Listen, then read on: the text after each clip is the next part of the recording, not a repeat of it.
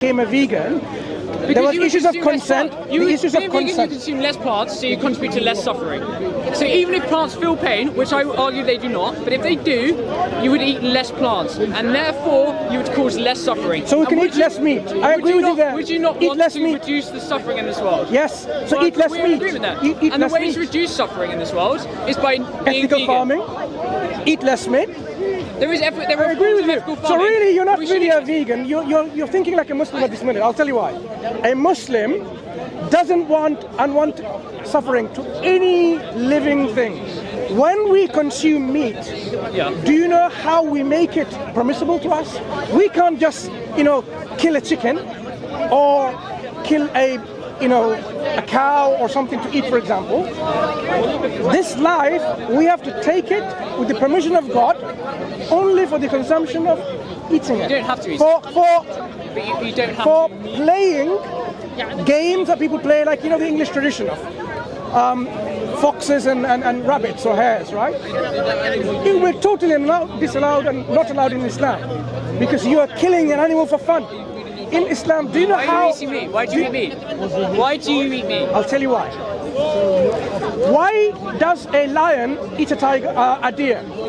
You're not a lion. I'm asking you. No, I will tell you, just to give you the picture of the natural world. But you're not in the natural world. But you're not in the natural world. Am I not part of the natural world? This is not natural. There's cameras here. Wait. A megaphone. Am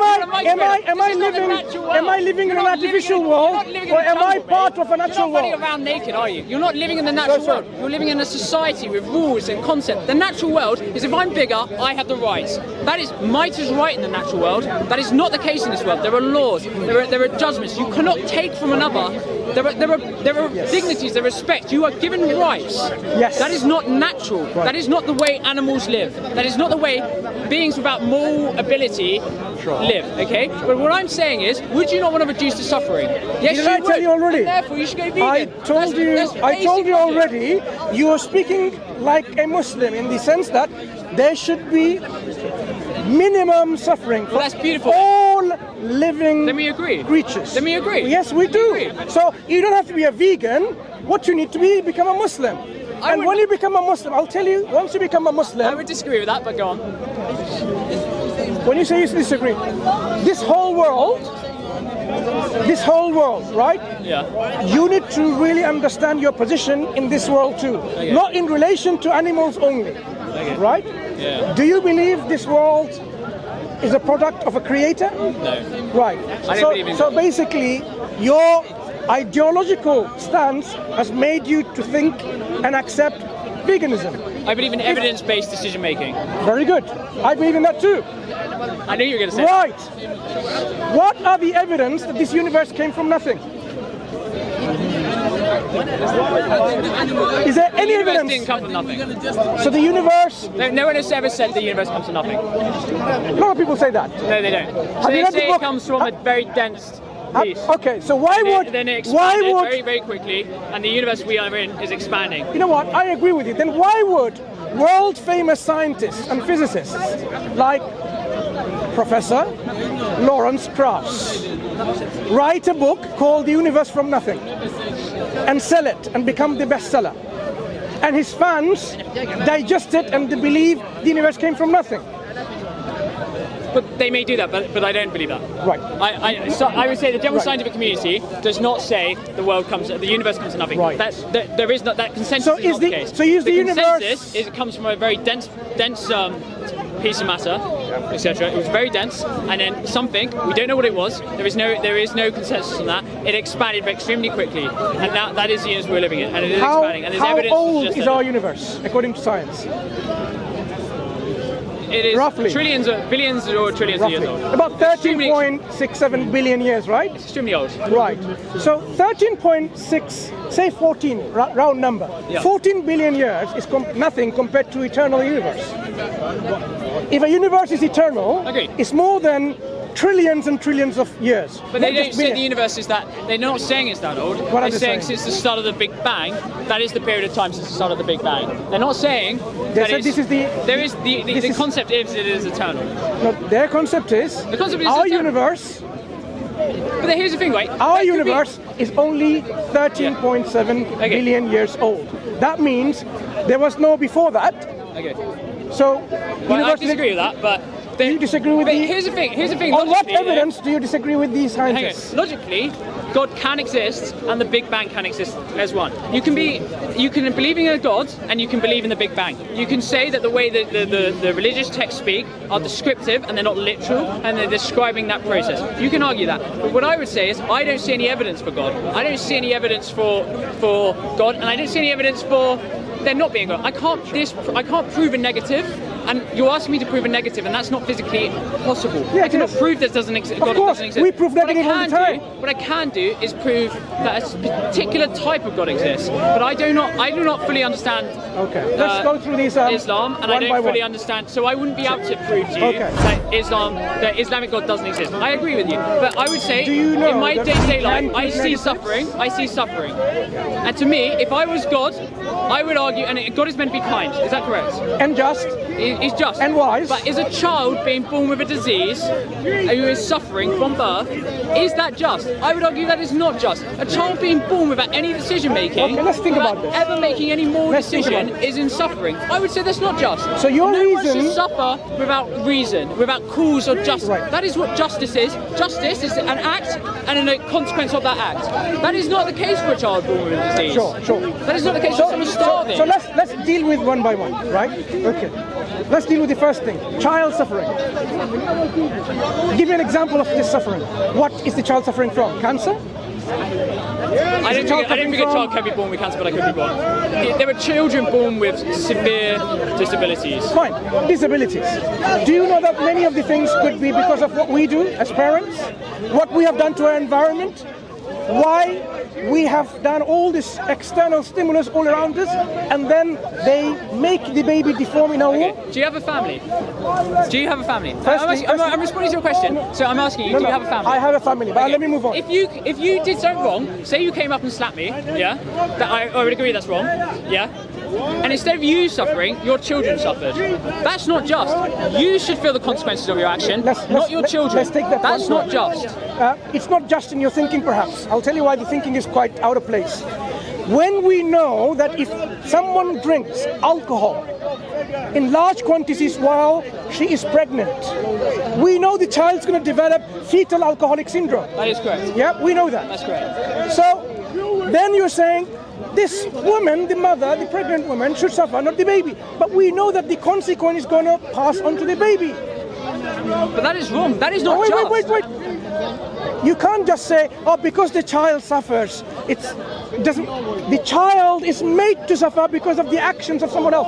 For example, that sound just? For example, does a child suffering because of someone else's actions without any consent? The child does not consent. The child has no decision in that. The child did not say, "Mother, can you drink alcohol?" No, because it was in the womb. Just relax. Why is a child being punished like that? Why is a child being treated in such an awful manner because of another person's actions? That is not just. Justice. Did you consent to global warming? Did you consent to air pollution, water pollution? Did you consent to all these harmful X-rays and rays that's coming and causing you cancer? Did you consent to any of that? Firstly, for example, here. Are you going to let me respond to your question? Yeah, please do. Okay. Did you consent to any of that? I would firstly say, regarding climate change and anthropogenic climate change, I am part of that. Did you consent to it? Yes, because by being part of that, by getting on the train today, I contributed to greater greenhouse gas emissions. Nope. By me, yes, I did. By what is consent? I purchased these Let's clothes understand from the very root. I contributed to greenhouse gas emissions. What is consent?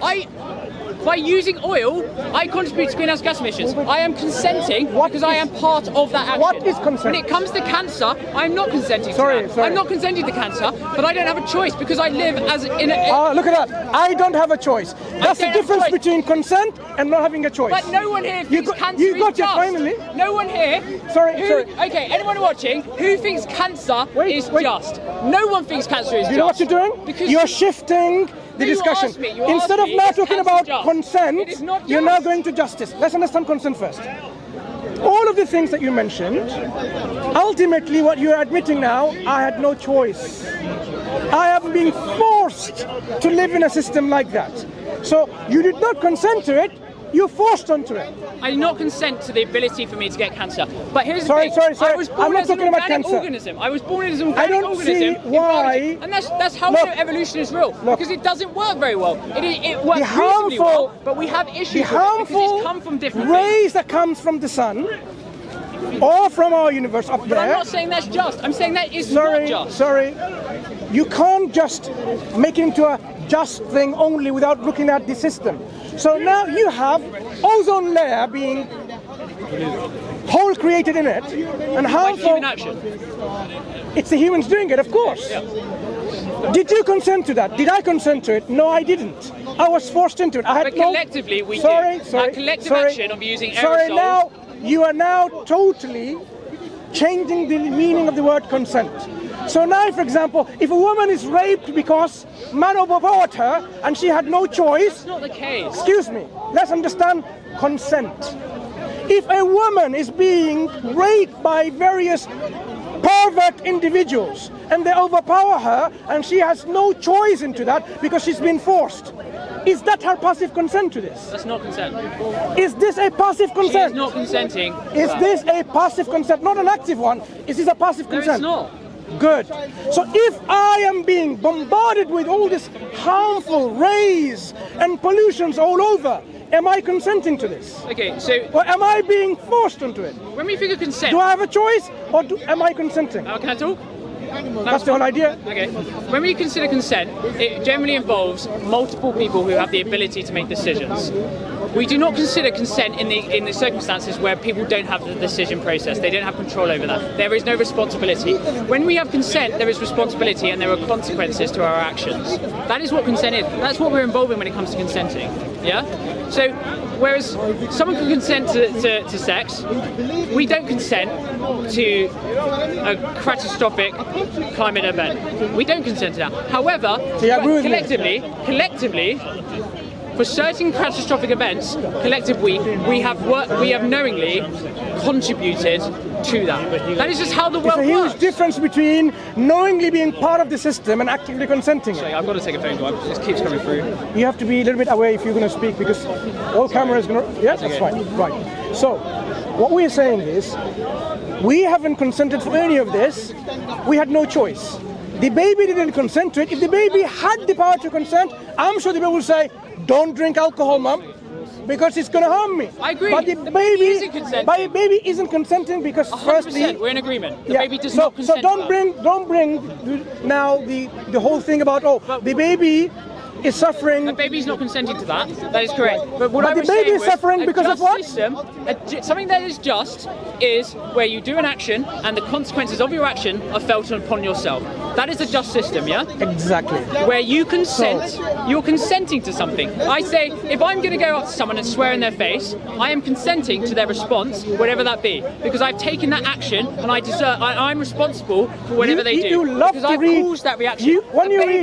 A baby has not done that. A baby who was born to a mother had no control over that. That's what we're saying. And that is not just. Would a God, someone who's kind, someone who's compassionate, would they create a system where someone who has no choice, who has no ability to consent, who has no responsibility for their action, should feel a serious consequence of Let's go someone back to the else's system. action? Well, I would say no, that is not a just system. Okay, let's understand That's an justice. unfair Let's understand system. justice. If there is no unjust action, would you understand what just is? If there is no suffering and pain and evil, would you know what good and happiness and bliss and enjoyment is? Would Is you? God all powerful? Sorry. Don't now jump to justice. To answer your question, No. You asked me, do I need relativity to know something? Firstly, if there was no darkness whatsoever, would you know what light is? Would you even appreciate what light is? Would you? If there was no pain whatsoever, would you not appreciate what happiness and joy is? Would you? Can you let me respond without interrupting? Okay. Or if you only respond to the question that I ask? And to do that, I need to ask you another question. No. You answer the way you like rather than asking me another Okay, question. alright, then that's fair enough. Okay, what I would say is, we have this system.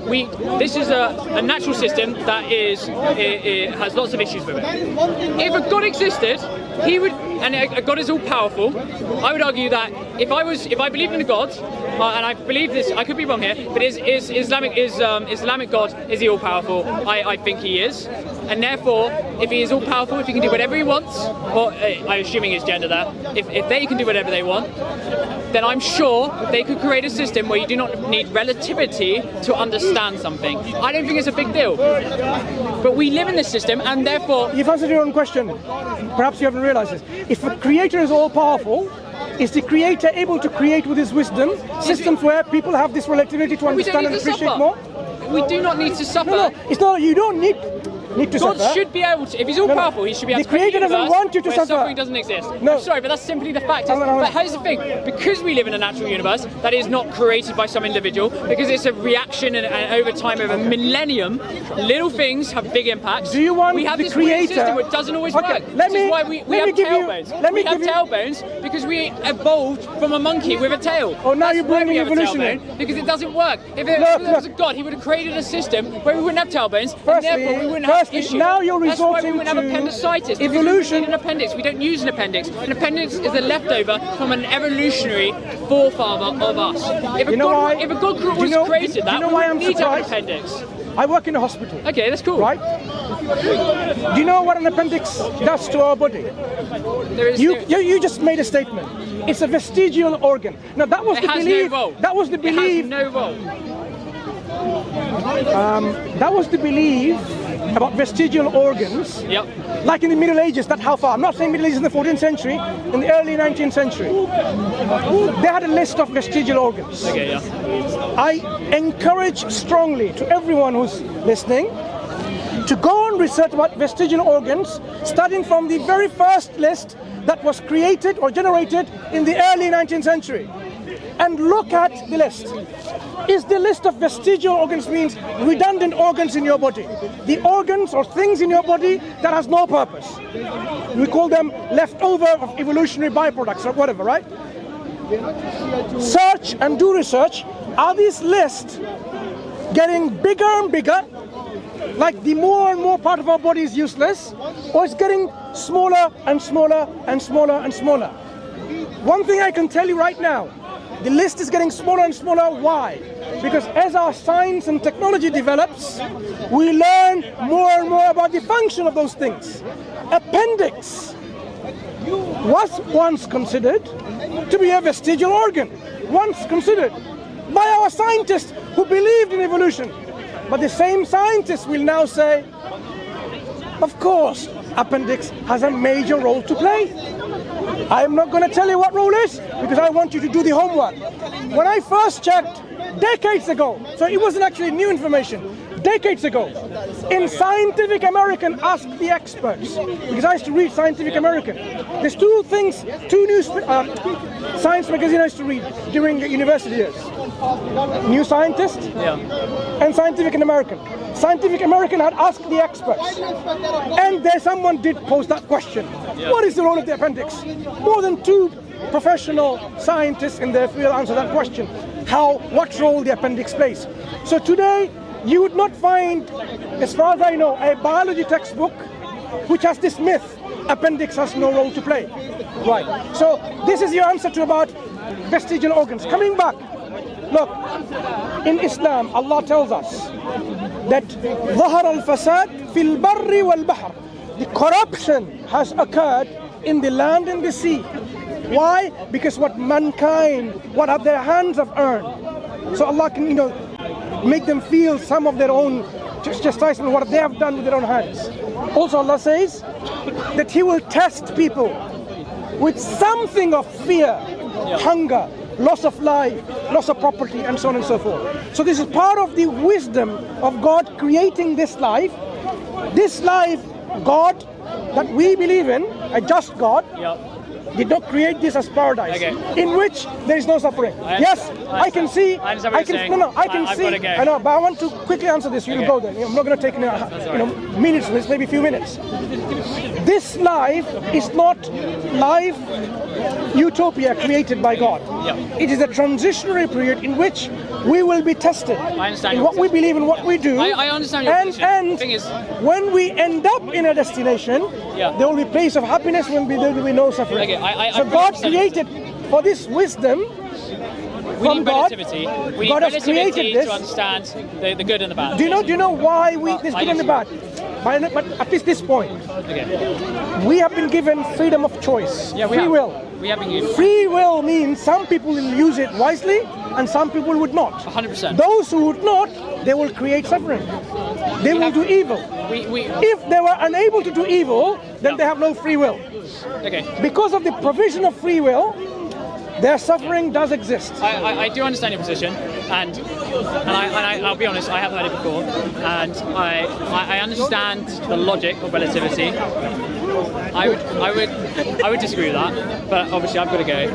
But what I think we both share is the fact that we both agreed earlier that we should try and live our lives respecting others, reducing the suffering that our lives have on others. And I think whether you're Islamic, whether you're vegan, or whether you're even Christian or whatever, as long as not just animal life, right? Human life too. Well, I consider us all animals, so I agree. Yeah. As long as we respect people everyone in Palestine, people in China, people in 100%. Kashmir, wherever people are suffering, irrespective 100%. of their language, of their color, of their race, of their religion. We are all individuals who feel emotions, who feel pain, and we all deserve respect for our individualism and our pain and our suffering. And I think if you do that through Islam, and if I do that through veganism, then I would hope that if there is a God, and I know you believe in no God, and if I wish you could continue, but you have to go. I understand that, but I think we both have a very similar outlook, but we've come to the same conclusion on a lot of things from a different route. And I think that's really a really beautiful thing of life,